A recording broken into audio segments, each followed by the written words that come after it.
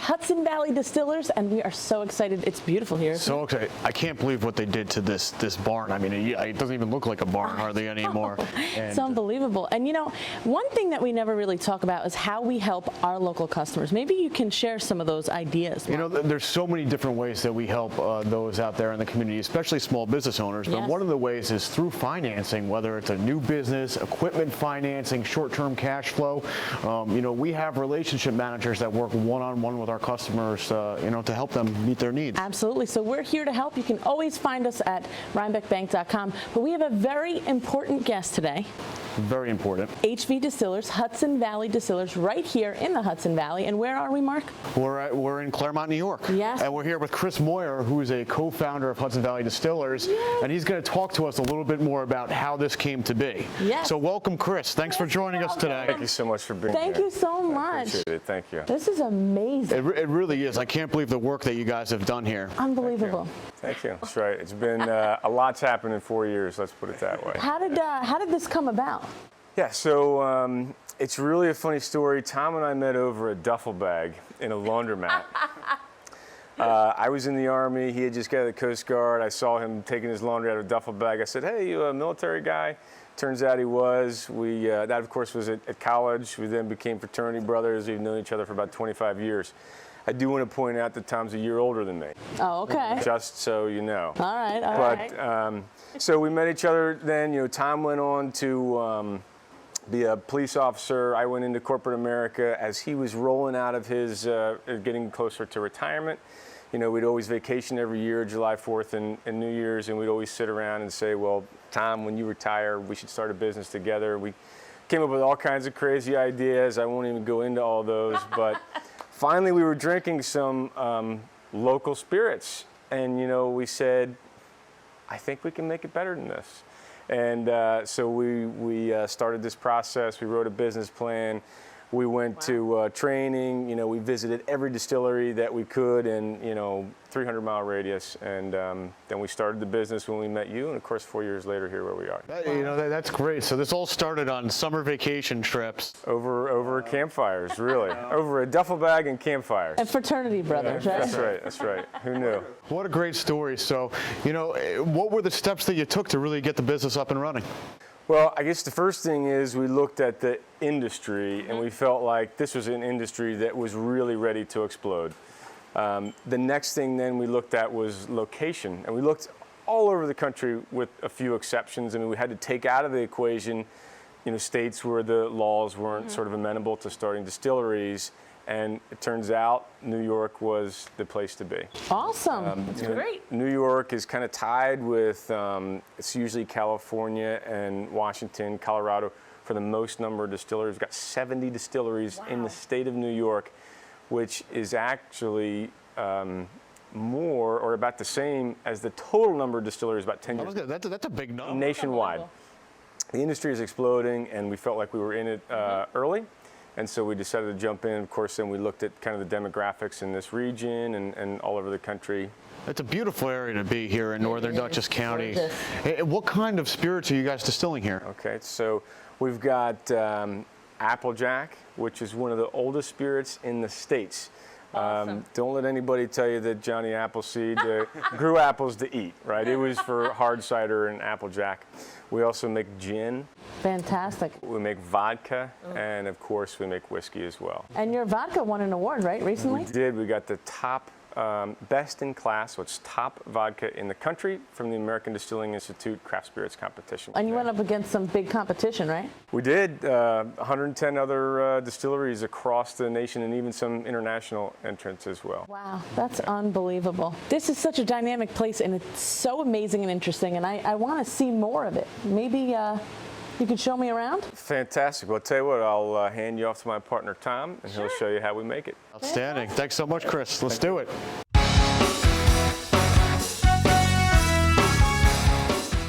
Thanks, guys. Thanks for coming to see us today. So I'm Tom. This is Hudson Valley Distillers. This is our 15-acre farm. You're standing in the middle of our tasting room, our first tasting room here, in a barn that's about 160 years old that we revamped from the ground up. In those 160 years, we had probably 100 years of that. This same barn housed animals. So we came in, cleaned this thing out, and redid it. So let's go this way, and I'll show you guys around a little bit. What you're looking at here are our barrels. We use smaller barrels than you get in the big commercial distilleries. We use 10s, 15s, and we're going to 30s. We only use cold weather oak. So we use 3 different types of barrels right now. The first one's out of a Minnesota cooperage. It creates a beautiful spirit, soft vanillins with almost an earthy center, and it finishes a little spicy. We also use another barrel that comes out of North Dakota, and that's the one you see right here. Now that's a whole different creature. It creates this real heavy vanilla top side, and it goes through almost to a smoked caramel through the center, and it finishes very smoky like a Scotch, and no matter what our base product, be it a whiskey or a fruit-based brandy. And the last barrel is actually made by the first cooperage in New York State since Prohibition, and that uses New York oak. So the idea of using different barrels and why we use those different barrels is there's a concept of terroir, from the earth and of the earth. It's the same reason from our grains. We want to get those basic flavor profiles that come from different spaces. So we chose different barrels from different parts of the country that give us those flavor profiles that we're looking for. Everything sits in this wood for at least a year before we look at it again. Some of it's been up there a lot longer. Okay. So now we're moving over to fermentation. Fermentation is God's first little miracle there. That's where it all starts. So come on this way with me, and I'll show you our fermentation space. We do things a little bit differently in fermentation than you see some places. We don't have big, massive vessels that we climate control the vessel itself. We actually climate control the room. So we took one part of the barn, and we closed it off totally. We put spray foam all the way through the walls, ceilings, and floor, and we can control this space moderately with very little energy use because we closed everything down. So you'll notice there's different types of containers in here. You have our 250 vessels over here, which are plastic. They're all food grade plastic, and you can ferment fine in them. We do aerobic fermentation, which means that it's exposed to the air. We want some of those local bacteria in there. Unlike making a beer, where you want to control that and you don't want those bottom flavors because you stop fermentation usually mid-run. We let it ferment all the way through, so we don't care about some of those other flavors because at the end it's parts per million, and we're going to pull it out in distillation. You also see some stainless containers here too. We've moved into a lot of that, and why we did that is because we want some other flavors to come out that are more pronounced when you do it in a different type of container. So right now we have about 3,000 gallons of apple going and pear. I just started running our last whiskey run through today. I have 250 gallons sitting in the still, which we'll head over to in a couple minutes, and we're going to be going back into whiskey production here probably in the next couple weeks. So you'll notice on the top of these fermenters, these were just pitched in the last week or so, and you'll notice that cloudy grime you see on the top. That actually is because fermentation is a living process. The yeast is consuming all those sugars that are in there, and with that you get 3 things. You get alcohol, you get heat, and you get CO2.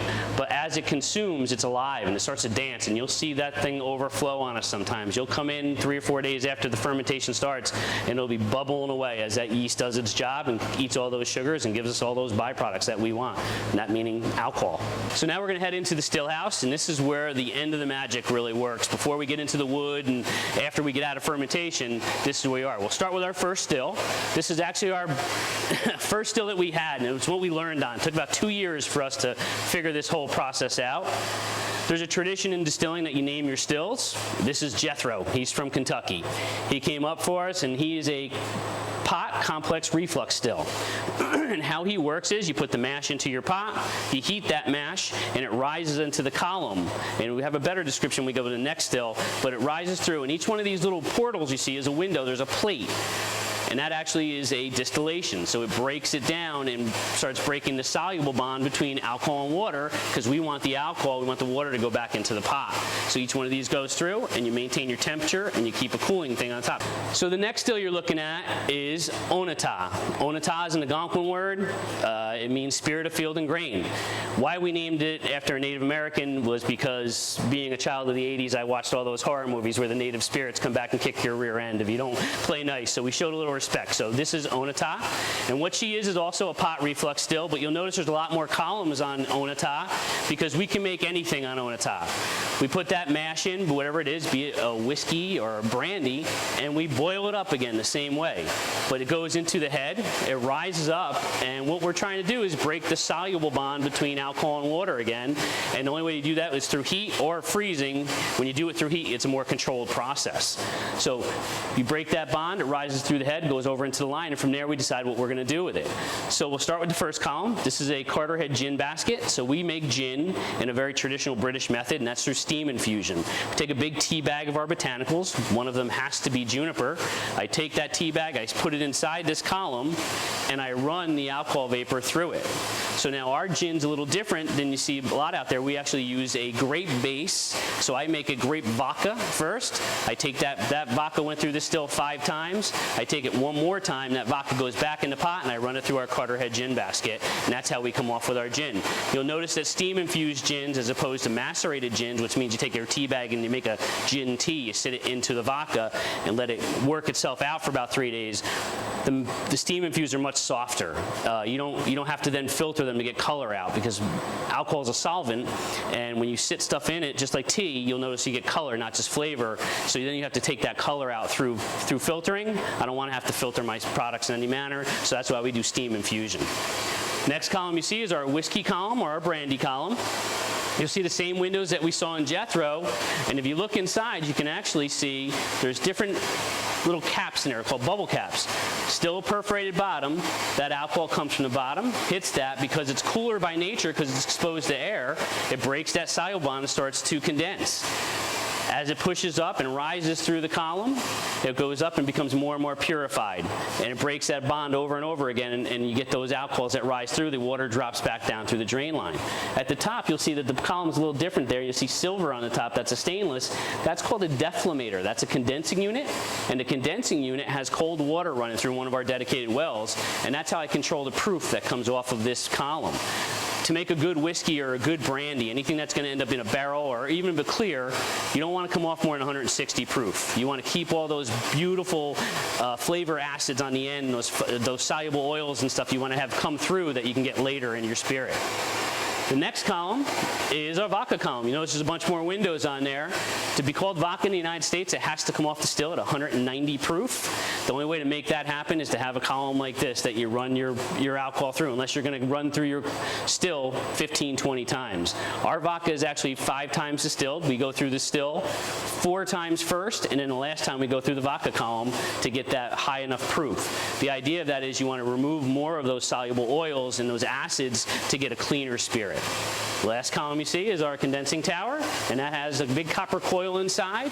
We run cold water through that, and that's what condenses the spirit on the end, and it comes off your parrot's beak, and we collect into stainless containers. So our last still, she's our newest addition to the family. This is Orenda, and Orenda is also an Algonquin word. It means spirit of human achievement.